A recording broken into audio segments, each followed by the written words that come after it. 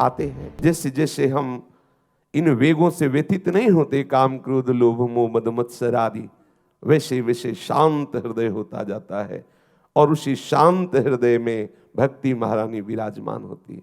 अशांत जो पशुता, भोगों की प्रियता, जो वैमनस्यता, राग द्वेष आदि मेरे हृदय में भरे हुए हैं, तो कैसे भक्ति महारानी विराजमान हो। बड़े बड़े कांटे बिछा रखे हैं अपने हृदय में।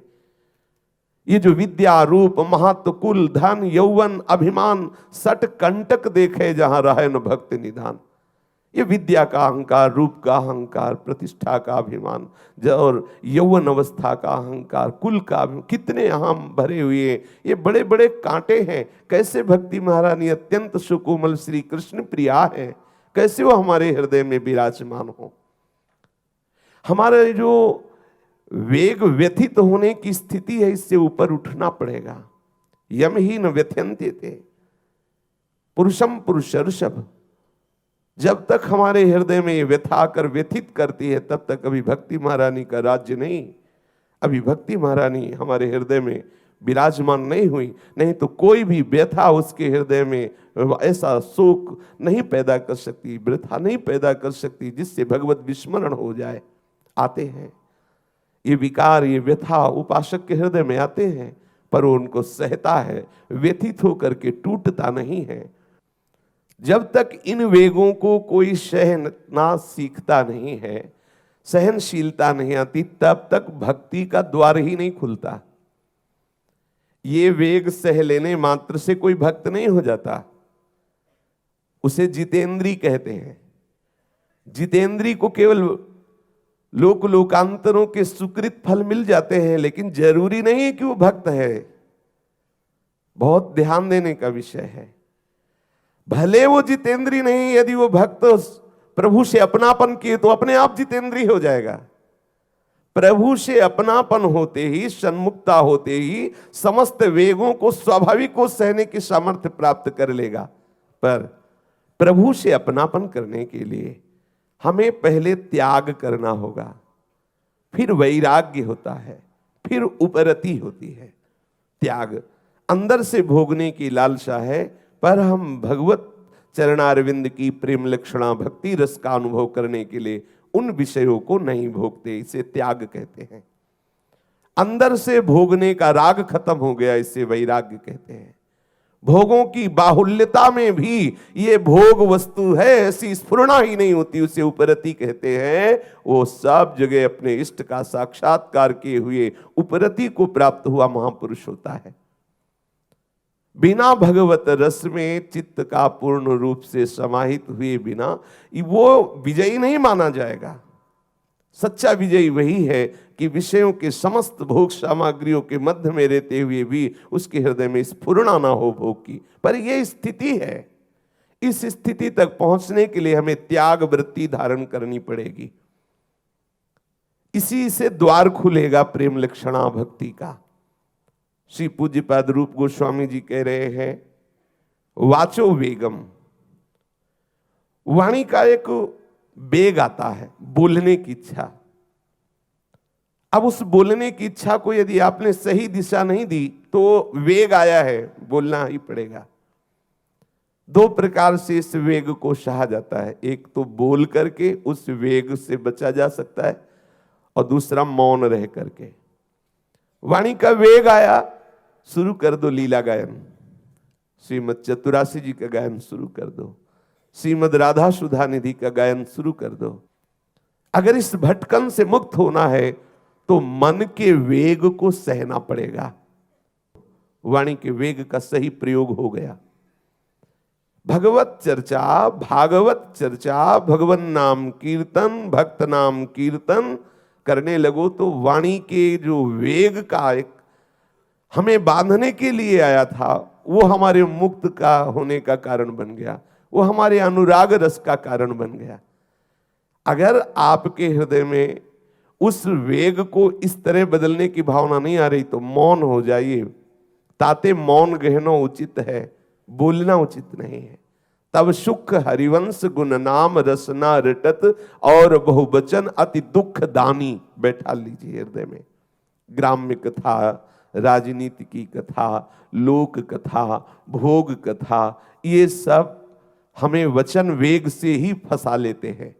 हमारा वेग बोलने का रहा है, यदि सही दिशा नहीं दी बस बोलते चले जाएंगे, इस स्वभाव में आ जाएगा। फालतू व्यर्थ की बातें जिनका कोई अस्तित्व नहीं है, बोलते चले जा रहे हैं और बोलने में शाखा प्रशाखाएं निकलती चली जाती, किसी की निंदा, किसी की स्तुति, कैसा वैसा। सावधान, जहां आपको लगे अब बोलने की इच्छा हो रही, तत्काल भगवान नाम कीर्तन, भगवत लीलाओं का गायन। यदि ऐसा नहीं तो दृढ़ मौन लीजिए, उसी समय मौन। उस समय आप किसी से मिलिए नहीं, कोई वार्ता मत कीजिए। अगर कोई मिल रहा है तो मौन का संकेत करे। वाणी का वेग है, फिसल जाओगे, कहीं ना कहीं निंदा स्तुति बन जाएगी। वाणी के वेग से बचो, तभी आपके हृदय में प्रेम लक्षणा भक्ति का विस्तार होगा। बस इसे एक एक शब्द बैठा ले, वाणी के वेग से बचने का उपाय भगवान नाम कीर्तन, भगवत लीला गायन। यदि ऐसा नहीं तो मौन, दो पे रहना चाहिए।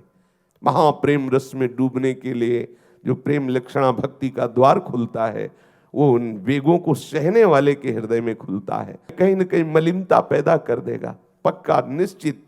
ध्यान देकर देखें तो आपके हृदय के भजन में जो एक तार चल रहा है उसमें विक्षेप पहुंचता है। जब आप कोई लोक वार्ता, ग्राम्य वार्ता करते, पूरे दिन भगवत चर्चा होती रहे तो थकान नहीं, एक विशेष आनंद, क्योंकि वो भगवदानंद की अनुभूति कराने वाली भगवत वार्ता है। लोक वार्ता, राज्य की राजनीतिक वार्ता, ग्राम्य वार्ता, भोग वार्ता अपने को नहीं, अपने भगवत मार्ग के पथिक है। इस मार्ग में जब आप नाम कीर्तन करेंगे, लीला गायन करेंगे तो अपने आप लोगों का मंगल होगा, वातावरण अपने आप सर्व सामर्थ्यशाली होकर पवित्र होगा, दुर्वासनाएं लोगों की नष्ट होंगी। वो नाम कीर्तन जो वातावरण को पावन किया है, उस वातावरण में जहां तक जो भी जीव है उसके अशुभ संस्कार नष्ट होंगे, अशुभ वासनाएं क्षीण होंगी ना चाहने पर भी। इसलिए वाचो वेगम, इस वेग को सही दिशा दीजिए या पूर्ण रूप से सहन कर जाइए, मौन हो जाइए, बोलिए ही मत। फिर मनशः, जो मन में एक वेग आता है, भोगों का मनन करना, उनका संकल्प बनना, बार बार ये ऐसा होता रहता है। ये मन इसी से कभी पंगु नहीं होता, कभी एकाग्र होकर के पूर्ण शांत रूप से नहीं लगता एक जगह, क्योंकि इसकी जो मांग है ना वो महासुख है, और उस महासुख को हम ढूंढ रहे हैं जहां बिल्कुल सुख नहीं है। जैसे दिखाई देता है निर्मल जल मरुभूमि में, लेकिन एक बूंद भी जल नहीं, केवल रेत ही रेत है। ऐसे दुखालय हम संसार में शब्द स्पर्श रूप रस गंध का भोक्ता अपने को मानने वाला वो देहाभिमानी सदैव मन के द्वारा इन्हीं इंद्रियजन्य विषयों में सुख खोजता रहता है। इसीलिए बार बार संकल्प, बार बार इच्छाएं, वासनाएं, तृष्णा, कामना ये उसे सताती रहती है। मन में ये वेग आते रहते हैं। अब ये खा ले, ये देख ले, ये सूंघ ले, ये सुन ले, ये स्पर्श कर ले। 5 ज्ञानेंद्रियों को लेकर के मन सद स्पर्श रूप रस गंध में सदैव विचरण करता रहता है सुख की खोज के लिए। वो चाहता है सुख, लेकिन सुख यहाँ नहीं है। सावई मना कृष्ण पदारविंदयो, ये सही ठिकाना है। यहां आकर के मन को विश्राम हो जाता है। फिर बोलता है पायो परम विश्राम राम समान प्रभु। अब मिल गया विश्राम, जैसे श्री वृंदावन विश्राम, श्री राधा जुग चरण निवास, ये मिल गया विश्राम। अब मन संकल्प विकल्प रहित होगा। अगर उसमें संकल्प होगा, वेग आएगा तो श्री कृष्ण अनुकूल लेन अनुकूल आएगा। श्री किशोरी किशोर जू को सुख पहुंचाने का संकल्प बनेगा, ना कि देहाभिमान से युक्त भोगों का संकल्प। हमारा जो बंधन है वो मना कष्टान इंद्रियाणी प्रकृति स्थानी कर्षति। मन 5 ज्ञानेंद्रियों से मिलकर शब्द स्पर्श रूप रस गंध का जो भोक्ता बना हुआ बैठा है देहाभिमानी, उसको बांधे हुए है। खास बंधन का स्वरूप मना कष्टान इंद्रियाणी प्रकृति स्थानी कर्षति। मन 5 ज्ञानेंद्रियों को साथ लेकर के शब्द स्पर्श रूप रस गंध में विचरता रहता है। इसीलिए वो देह अभिमानी जीव अपने सच्चिदानंद स्वरूप का विस्मरण करके अपने आराध्य देव से, अपने अंशी प्रभु से विमुख होकर के बहुत काल से भटक रहा है। अगर इस भटकन से मुक्त होना है तो मन के वेग को सहना पड़ेगा। जिस समय आपके हृदय में किसी भी इंद्रिय से मिलकर के मन उस विषय के लिए संकल्प कर रहा है, उस समय आपको सावधान होना होगा।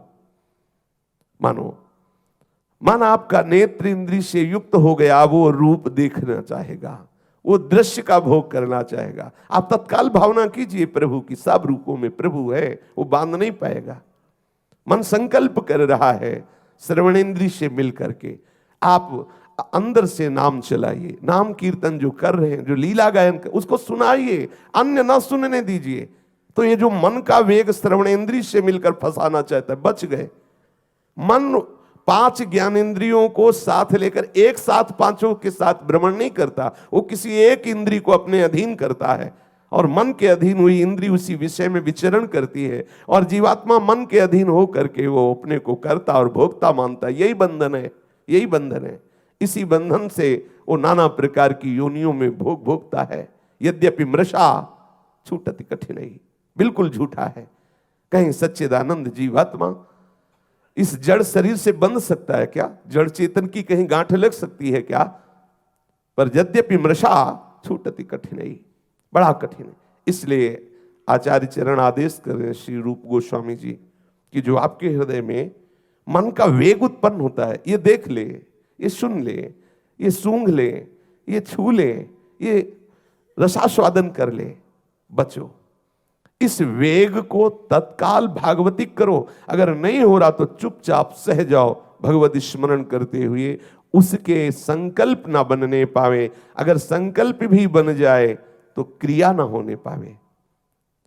अभी भक्ति रस आया नहीं, ये भक्ति रस में प्रवेश होने के द्वार की बात है। महाप्रेम रस में डूबने के लिए जो प्रेम लक्षणा भक्ति का द्वार खुलता है, वो उन वेगों को सहने वाले के हृदय में खुलता है। सहत सहत बाढ़े भगति ग्रह तन गुरु हित गार, जिसने अपने आप को गुरुदेव के चरणों में समर्पित कर दिया, उनकी आज्ञा में बंध गया, वो सह सकता है, वो सब कुछ सह जाएगा। तो हम मन के वेग को सहने में समर्थ बने। और क्रोध वेगम, हमारे हृदय में जब किसी के प्रति प्रतिकूलता का भाव होता है तब क्रोध आता है। क्रोध की स्वयं की सत्ता नहीं है। क्रोध कब आता है? हमारी कामना है कि ये हमारे साथ ऐसा व्यवहार करे, ये वस्तु मिल जाए या ऐसा कर ले। हमारे अनुकूल जब नहीं होता तो हमें क्रोध आता है। कामा संजायते क्रोधा, क्रोधा स्मृति विभ्रमः, स्मृति भ्रंशात बुद्धिनाशो बुद्धिनाशात प्रणश्यति। क्रोध की स्वयं की सत्ता नहीं है, लोभ की स्वयं की सत्ता नहीं है, ये काम से प्रकट होता है। जब काम की पूर्ति होती है, कामना की पूर्ति होती है तो लोभ प्रकट हो जाता है। जैसे जैसे कामना पूर्ति होती वैसे वैसे लोभ बढ़ता जाता है। जहां कामना की अपूर्ति हुई तो क्रोध आ जाता है। दोनों में हानि है। अगर काम की पूर्ति होती है तो लोभ बढ़ता है, और भोगने की इच्छा, और पाने की इच्छा। और अगर उस इच्छा में विघ्न पड़ गया, नहीं पूरी हुई, तो क्रोध आ जाता है। क्रोध इस स्मृति को छीण कर देता है। जो हमारी स्मृति है, हम कौन हैं, हमारा क्या स्वभाव होना चाहिए, हमारी क्या चेष्टा होनी चाहिए, ये सब विस्मृत हो जाता है। क्रोधा स्मृति विभ्रमः, स्मृति भ्रंशात बुद्धिनाशो बुद्धिनाशात प्रणश्यति। बुद्धि का नाश होना ही साधक का सर्वनाश है।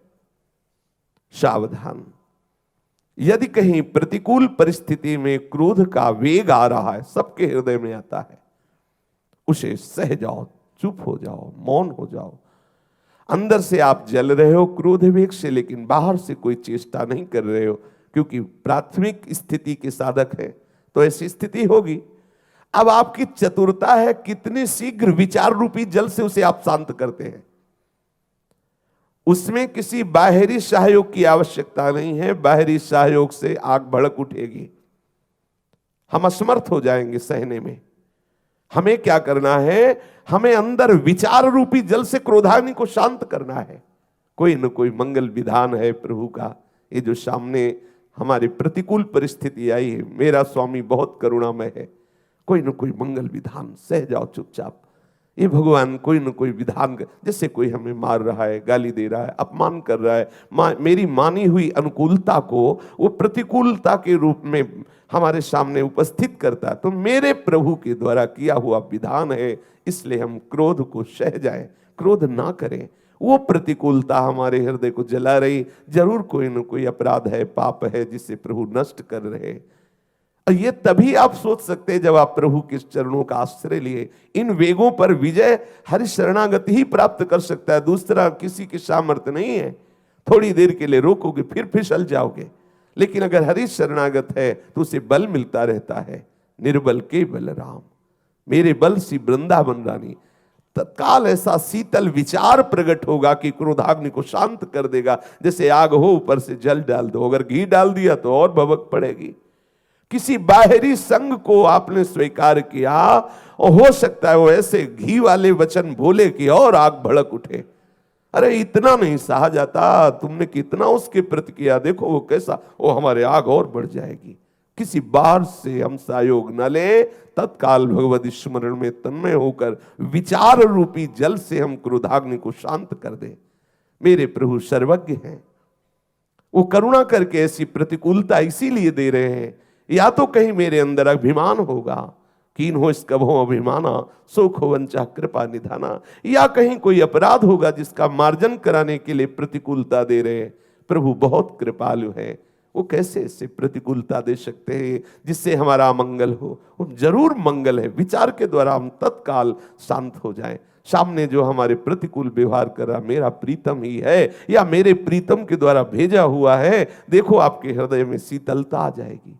उमा जे राम चरण रत विकत काम मद को, निज प्रभु में देखें जगत तो के सन करें विरोध। मेरा ही प्रीतम है, क्या प्रीतम से विरोध करें। क्रोध वेगम, जिह्वा वेगम, ये रसेंद्री खट्टा मीठा चटपटा बार बार पाने के लिए ललायित रहती है।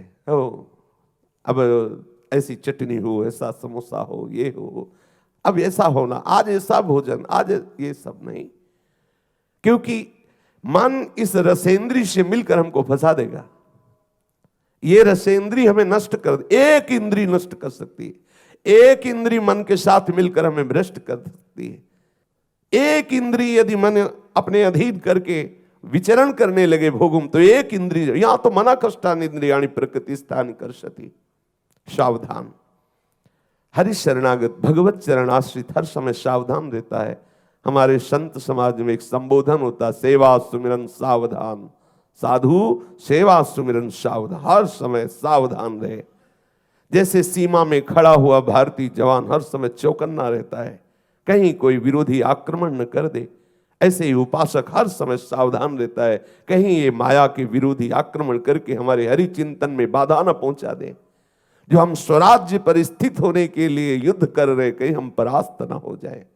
जो हम स्वरूप में विराजमान होने के लिए, भावदेह में स्थित होने के लिए इन द्वंद्वों से लड़ रहे हैं, कहीं मैं हार न जाऊं, इसलिए सेवा सुमिरन सावधान। सावधानी अगर जरा भी चूक हो गई, प्रवेश कर जाएगा कोई न कोई विषय राग और मुझे अनुराग के मार्ग से गिरा देगा। एक इंद्रिय अगर मन के अधीन होकर विषयों में जाए तो वो उसे परास्त कर सकती है।